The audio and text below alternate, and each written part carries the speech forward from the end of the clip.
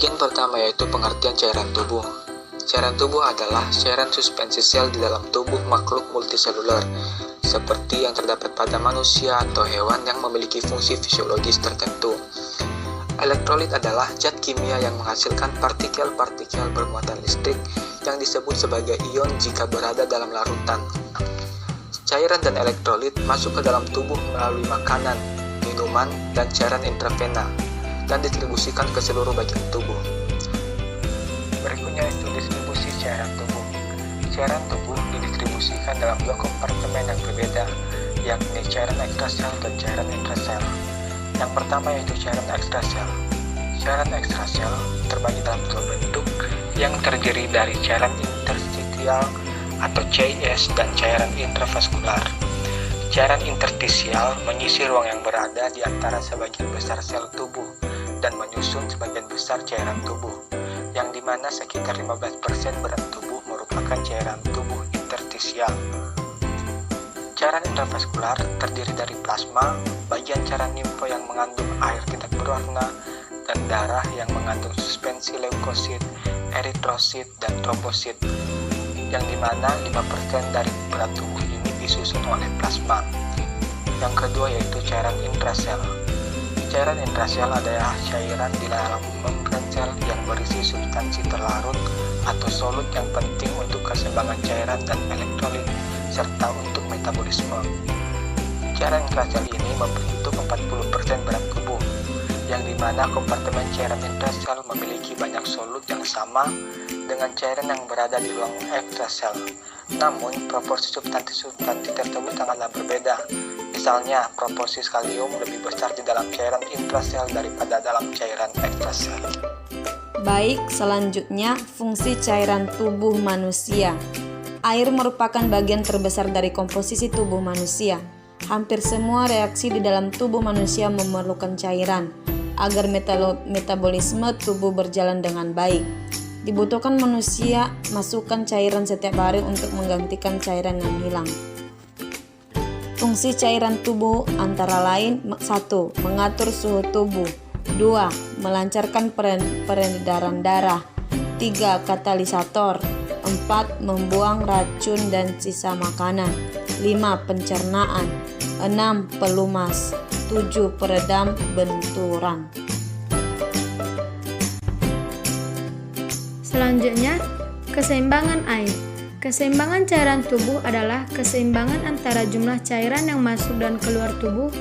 Melalui mekanisme keseimbangan, tubuh berusaha agar cairan di dalam tubuh setiap waktu berada di dalam jumlah yang tetap atau konstan. Ketidakseimbangan terjadi pada dehidrasi atau kehilangan air secara berlebihan dan overhidrasi atau kelebihan air. Konsumsi air terdiri atas air yang diminum dan yang diperoleh dari makanan, serta air yang diperoleh sebagai hasil metabolisme. Air yang keluar dari tubuh termasuk yang dikeluarkan sebagai urin, air di dalam feses, dan air yang dikeluarkan melalui kulit dan paru-paru. Keseimbangan air terbagi. Pertama, intake cairan. Pengatur utama intake cairan adalah melalui mekanisme haus, bisa dilihat pada tabel berikut. Kedua, output cairan terdiri dari 1. Urin, 2. IWL atau insoluble water loss, ketiga keringat, 4. feses. Ketiga, pengaturan konsumsi air. Keempat, pengaturan pengeluaran air. Bagian selanjutnya yaitu keseimbangan cairan dan elektrolit. Tubuh harus mampu memelihara konsentrasi semua elektrolit yang sesuai di dalam cairan tubuh sehingga tercapai keseimbangan cairan dan elektrolit. Pengaturan ini penting bagi kehidupan sel karena sel harus secara terus-menerus berada di dalam cairan dengan komposisi yang benar, baik cairan di dalam maupun di luar sel. Mineral makro terdapat dalam bentuk ikatan garam yang larut dalam cairan tubuh. Sel-sel tubuh mengatur kemana garam harus bergerak, dengan demikian menetapkan kemana cairan tubuh harus mengalir karena cairan mengikuti garam. Kecenderungan ini mengikuti garam dinamakan osmosis. Nomor 1. Disosiasi garam dalam air. Cairan tubuh yang mengandung air dan garam dalam keadaan disosiasi dinamakan larutan elektrolit. Dalam semua larutan elektrolit, ada keseimbangan antara konsentrasi anion dan kation. Tabel berikut akan menunjukkan keberadaan elektrolit di luar dan di dalam sel tubuh. Yang kedua, pengaturan keseimbangan cairan dan elektrolit oleh protein. Membran sel mengandung alat transport berupa protein yang mengatur penyeberangan ion positif dan bahan lain melalui membran sel tersebut. Ion negatif akan mengikuti ion positif dan air akan mengalir ke arah cairan yang lebih tinggi konsentrasinya. Yang ketiga, pemeliharaan keseimbangan cairan tubuh dan elektrolit. Jumlah berbagai jenis garam dalam tubuh hendaknya dijaga dalam keadaan konstan. Bila terjadi kehilangan garam dari tubuh, maka harus diganti dari sumber di luar tubuh, yaitu makanan dan minuman. Pengaturan keseimbangan air diatur oleh ginjal. Hormon ADH menentukan jumlah air yang dikeluarkan ginjal dan jumlah yang diserap kembali. Rasa haus juga membantu kadar natrium di dalam darah. Bila kadar natrium tinggi, reseptor di dalam otak merangsang seseorang untuk minum hingga tercapai rasio normal natrium terhadap air. Kemudian ginjal akan mengeluarkan kelebihan air dan kelebihan natrium secara bersamaan.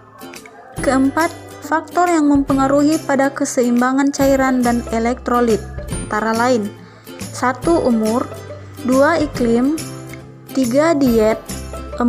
Stres, 5. Kondisi sakit. Baik, selanjutnya ketidakseimbangan cairan dan elektrolit. 1. Hipervolemia. Hipervolemia merupakan keadaan di mana seorang individu mengalami atau beresiko mengalami kelebihan cairan intraseluler atau interstisial. Hipervolemia terjadi jika asupan cairan lebih besar daripada pengeluaran cairan. Hipervolemia ini dapat terjadi jika 1. Stimulus kronis pada ginjal untuk menahan natrium dan air. 2. Fungsi ginjal abnormal dengan penurunan ekskresi natrium dan air. 3. Kelebihan pemberian cairan intravena. 4. Perpindahan cairan interstisial ke plasma. Hipovolemia ini terjadi dapat disebabkan karena 1. Penurunan masukan, 2. Kehilangan cairan yang abnormal, 3. Pendarahan. Hipovolemia sering disebut dehidrasi. Dehidrasi terbagi dalam 3 jenis berdasarkan penurunan berat badan, yaitu 1. Dehidrasi ringan, 2. Dehidrasi sedang, 3. Dehidrasi berat.